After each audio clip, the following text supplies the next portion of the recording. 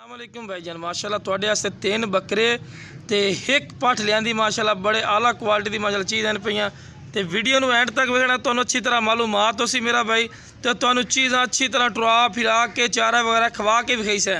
ठीक हो गया जनाब। तो पहले नंबर पर बकरा आमदा मेरा भाई 6 तो 7 महीने तक असी कोई गलती बैन नहीं करनी कि मेरा भाई बड़ा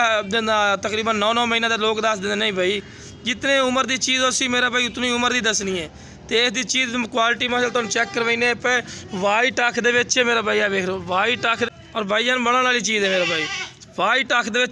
अख दे माशाल्लाह बड़ा खूबसूरत कलर है। अक्सर सानू दोस्त फरमाइश करते हैं यार इस कलर के सानू बकरे ना लिया के विखाओ मेरा भाई तुम लिया के विखा रहे हैं तो बहुत ज़बरदस्त माशाल्लाह क्वालिटी वाली चीज़ है तुम दूर करके विखाने हैं बहुत ज़बरदस्त चीज़ है छड़ दे टोर फेर के विखाने के माशाल्लाह एक्टिव जानवर ने आई देखो माशाल्लाह सेहतमंद ते एक्टिव जानवर है मेरा भाई ब्रीडर है पे माशाल्लाह ब्रीडर टाइप क्वालिटी दी इन पे चीज़ां जो मैं तुहानूं विखा रही हूँ मेरा भाई तो ये दूसरे नंबर पर पिया प्योर मक्खी चीने च माशाल्लाह ते वेखो बिल्कुल पिछले मुड़वे सिंगिसू तो नकौड़ा झालर ही चेक करो तो बिल्कुल तोते फेस चिन पे जेडे भी तुहानूं जानवर विखा रहे हैं तोते फेस मेरे दोस्तों की फरमाइश है कि सानूं अच्छे तो अच्छे जानवर विखाओ तो लो मेरा भाई दूर करके तुहानूं विखाने कि माशाल्लाह बड़ी आला क्वालिटी पे चीज़ां पे माशाल्लाह एक्टिव तो सेहतमंद माशाल्लाह जानवर है जे जेडे भाई इंशाल्लाह चाहिए वा जैद मुनासिब राइट से मिल जासी लोकेशन साड़ी भाई जन लुडन जिला बिहाड़ी है पई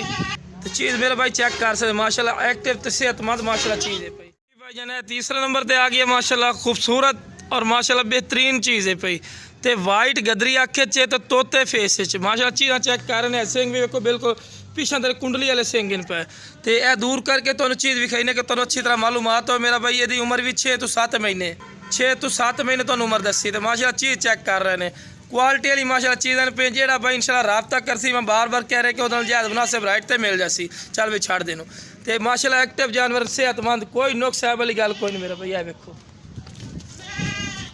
क्वालिटी वाली चीज़ है भाई खूबसूरत माशाल्लाह ते एक्टिव सेहतमंद माशाल्लाह जानवर इन पे भाईजान पाठी ने पे तोते फेस अक्सर सारे लोग फरमाइश करते हैं कि यार सानू आला क्वालिटी की माशाल्लाह चीज़ां दित्तियां कर कन्ना की लेंथ वेंदे पे 15 तो 16 इंच माशाल्लाह कान लम्बे सू तो चीज़ माशाल्लाह चेक करो बहुत ज़बरदस्त बिल्कुल तोते फेस तो सिंग भी जब वेखते पे पेड छोटे छोटे सिंग ने एडे वड्डे नहीं हैं पे सिंग तो माशाल्लाह बहुत क्वालिटी वाली चीज़ जितनी हम तारीफ करो उतनी कम है मेरा भाई तुम खुद चेक कर सकते हैं तो यदि उम्र ही मेरा भाई 5 तो 6 महीने की उम्र ने पे जेडे भाई इंशाल्लाह चाहिए मुनासिब राइट तो मिल जासी माशाल्लाह क्वालिटी वाली चीज़ माई जने इस तरह होंदी ने बिल्कुल बराबर दे पैर इन पे मोटे पैरों च तो यह वेखो रबड़ वाली कर चमड़ी खिचींदी जैसी जितों खिसो तो बिल्कुल सीधा पूछा रखा जेड़ा भाई इंशाल्लाह पहले कल कर से जैद मुनासिब राइट से मिल जासी तो तुम टोर के विखाने चारा वगैरह खवा के विखाई सा अगर तुम मंडियां लगे जाओ तो नाल दी पट्टा तुम 25-25 हज़ार रुपये की मिल सन लेकिन नहीं मेरा भाई जेड़ा इंशाल्लाह पहले कल कर सी उन्होंने जैद मुनासिब राइट तो इंशाल्लाह मिल सन तो चीज़ माशाल्लाह चेक कर सकते हैं तुम टोर के फिर छड़ दे भाई है देखो माशाल्लाह चीज़ की क्वालिटी चेक करो और माशाल्लाह चंगे हड काठ वाली माशाल्लाह बनसी और चंगे दूध वाली बकरी बनसी है देखो मेरे भाई बहुत क्वालिटी वाली माशाल्लाह चीज़ ने भाई।